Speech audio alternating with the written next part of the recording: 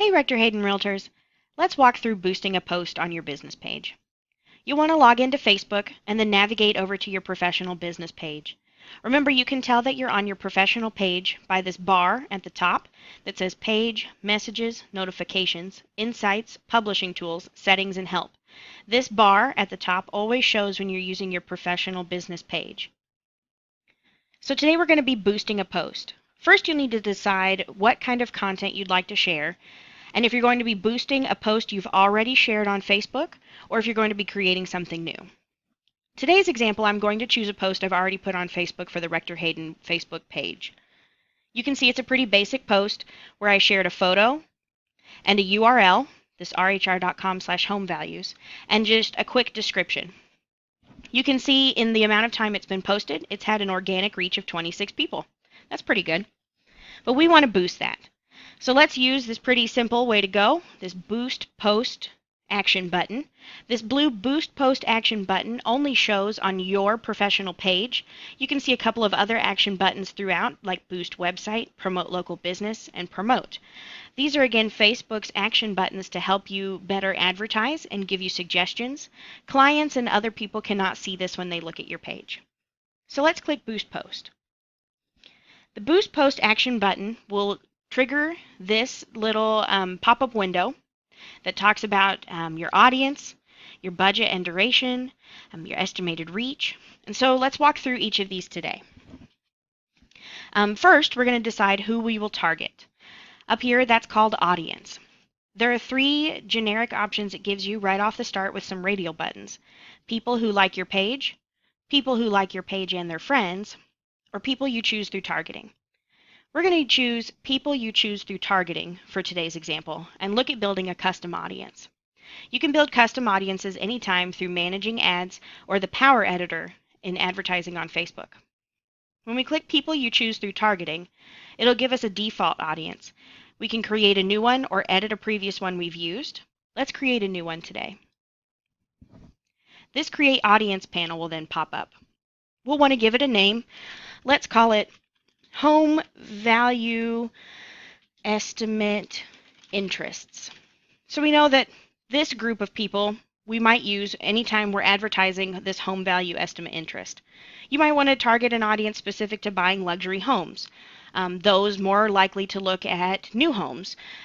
You may want to target people based on their income level or their age or their location. Usually when boosting a post, though, you don't get super in-depth. You're just going to look at location, age, gender, and then some basic interests. For this specific post, I'm going to choose cities, and I'm going to choose plus 50 miles because I want to create a large radius around Lexington, Kentucky to grab anyone in our immediate area of service. The next part that I might want to edit is age. By default, it's going to grab every legal candidate, which is ages 18 to 65 and older. But you and I both know no one 18 is about to buy a house, probably. So let's go ahead and change that. Now, those of you may know, I'm kind of that low-end, new home buyer millennial, so I may not have a house that I'm interested in the home value for.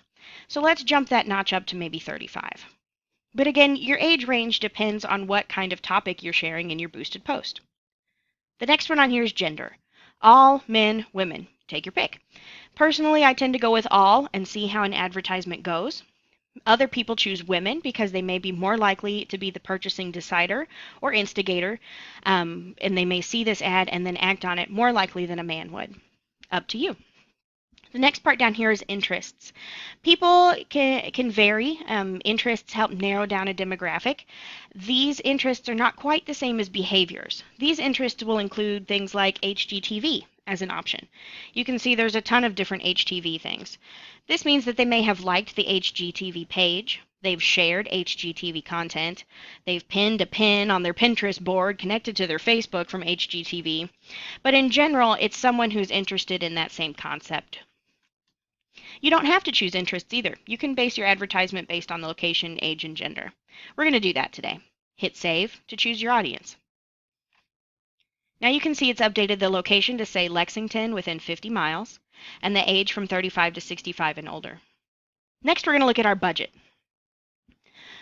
Here, it's automatically defaulted to $3 over the course of one day. The best part about Facebook is how little you can invest and see a big difference.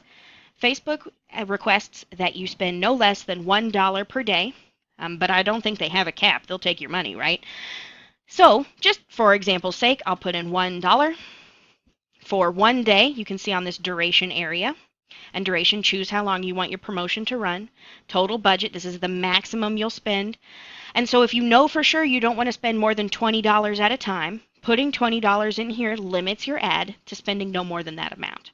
And again, you can change these at any time. You're never committed to the amount. So let's just start with $1. Right off the bat, based on the ages we chose and the location we picked, that's 570 to 1,500 potential people we can reach by just paying $1 with our post. That's a pretty decent reach. And many times I see this low end reached when we run a promotion. You can change the duration to 1 day, 7 days, 14 days.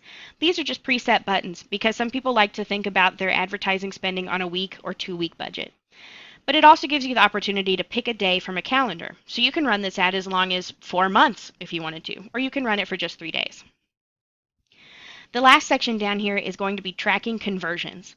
This area is only going to show if you've already set up what's called a pixel tracker on your website. Many of you may not have this set up because we manage your website for you, but if you host your website in another location, you can turn on pixel tracking. It's kind of a complex statement. We can look at this in another class or another advanced session. For now, most of you will just skip this section. The final section of this is going to be paying for your advertisement.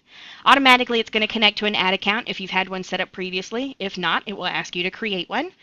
In class, we talked about making sure to connect this to a business-appropriate credit card or use a PayPal account. Those are the safest methods. Facebook does allow you to connect a bank account, but again, Rector Hayden suggests that you don't do that. The safety in that's a little iffy. So try and use your business credit card, PayPal, or invest in something like Google Wallet, an extra card that you can turn off at any time. So now we've set up our ad campaign. You can see we've gone through all 4 steps. Over here on the right, we're looking at a preview. You can see the text that I put into my post. It gives them a call to action to like my page. The URL is clickable, and they can see my image. This is what they would see on a desktop. Now the other option is a mobile newsfeed preview, and this is what they're going to see on their phone. More users use mobile devices to navigate the web than ever before. I don't know how many times you guys have heard that, but you'll keep hearing it. By setting up your ad to display on both desktop and mobile, you increase the opportunity for impressions. Other than that, you're ready to go. Just click this blue button that says Post. We'll be submitting our promotion, and we've received your order.